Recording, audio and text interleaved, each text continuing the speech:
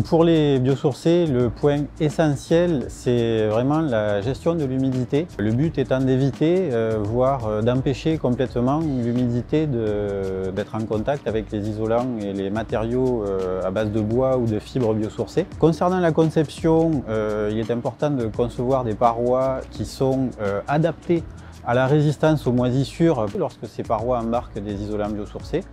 On doit aussi de fait connaître très précisément le comportement de ces isolants et de tous les matériaux biosourcés, savoir quelle intensité d'humidité ils vont pouvoir résister, quelle est leur durée maximale d'exposition. Il est également très important d'avoir une coordination de chantier adaptée à la présence de ces matériaux sensibles à l'eau et à l'humidité, que les intervenants du chantier puissent se succéder sur le site de la construction de manière à avoir un recouvrement rapide par les corps d'état secondaires, revêtement extérieur, revêtement intérieur, pour aboutir à une mise hors d'eau du bâtiment la plus rapide possible. Et le fait d'associer des isolants et des matériaux biosourcés à des systèmes constructifs bois peut permettre, du fait de la préfabrication, de mettre en œuvre un maximum les matériaux biosourcés sensibles à l'humidité en atelier, donc protéger des intempéries et assurer leur protection par des systèmes de bâchage provisoire ou même avec les membranes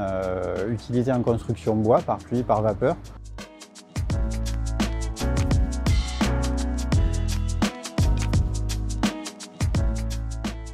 La sécurité incendie est vraiment un des points fondamentaux de la conception des bâtiments à base de bois ou de biosourcés.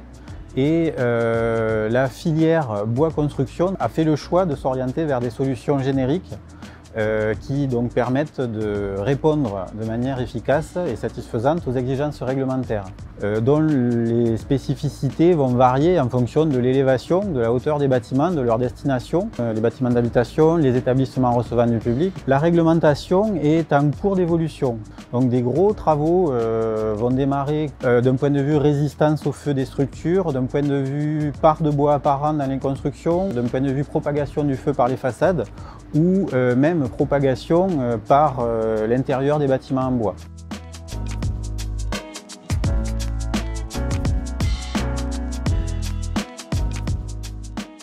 Alors, en termes de confort thermique, il faut dissocier le confort d'hiver et le confort d'été.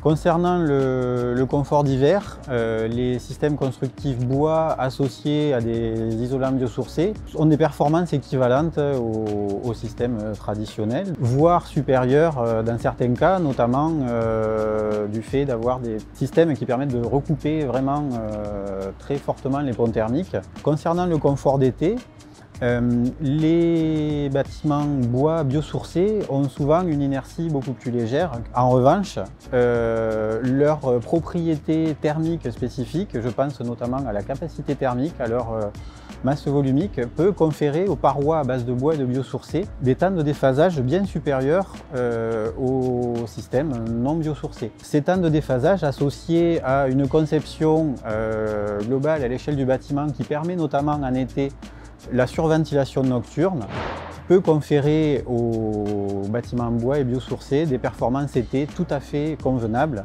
J'ajouterai qu'à l'échelle du quartier, la faible inertie peut permettre de réduire l'effet îlot de chaleur. Les bâtiments ayant une inertie légère, la nuit, ils vont relarguer beaucoup moins de chaleur que les bâtiments plus lourds et donc limiter, voire empêcher dans certains cas, les phénomènes d'îlot de chaleur urbains.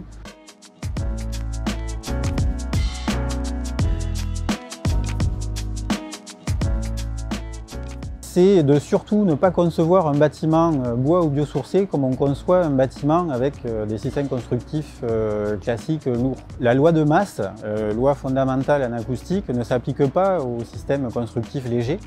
Et donc la filière a mis en place des solutions techniques qui prennent en compte les spécificités des systèmes constructifs légers, bois et biosourcés, et notamment le phénomène en plancher des basses fréquences ou pour les parois verticales, tout ce qui est transmission latérale. Ces solutions ont fait l'objet d'études spécifiques, notamment au travers des programmes de recherche type ACUBois ou ADIVbois pour concevoir des parois bois biosourcées conformes aux exigences réglementaires.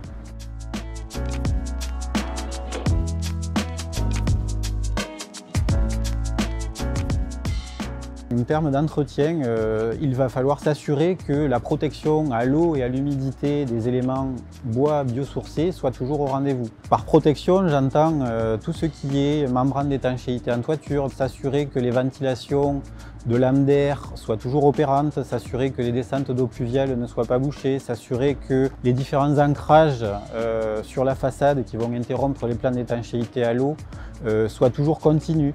Plus les composants bois et biosourcés vont se retrouver humidifiés, plus leur performance risque de se retrouver dégradée. Donc le maître mot en termes d'entretien des bâtiments en bois, c'est vraiment sensibiliser la maîtrise d'ouvrage sur un diagnostic régulier des constructions et en cas de constat d'une défaillance, une intervention rapide pour remettre en état les systèmes de protection.